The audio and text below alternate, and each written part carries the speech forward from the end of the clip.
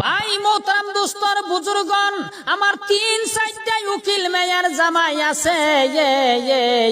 কালকে ফোন মাইরা কয়, আব্বা আপনি কেমন আছেন? তে আমি কইলাম আলহামদুলিল্লাহ ভালো আছি। কয় আব্বা কালকে জামু। তে আমি কইলাম কনে? কয় আপনি গো বাইতে। কইলাম কে? কয় মেলা দিন ধরে আপনি রে দেখি না।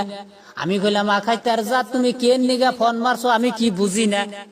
মাথায় মাথায় টেস লাগলে কথা কয় না। আর হেই উকিল মেয়ের জামাই ঠান্ডার মৌসুম পড়ছে আর ফোন করতেছে, বুঝি না গাখির বিড়া খাইবো। 1 বছর পরে 2টা ঈদ আহে, এই উকিল মেয়ের জামাই আমার কোনদিন খোঁজ খবর নেয় না, আমারে নিমন্ত্রণও দেয় না। এই ঈদের মৌসুমে আমারে কোনদিন তপন গুঞ্জিও দিয়া দেখে নাই। আমারে না দিলি আমি কোনো আফসুস করি না। যদি তোর উকিল হরিরে যদি একটা ব্লাউজ দিতি রে বেঈমান উকিল মেয়ের জামাই।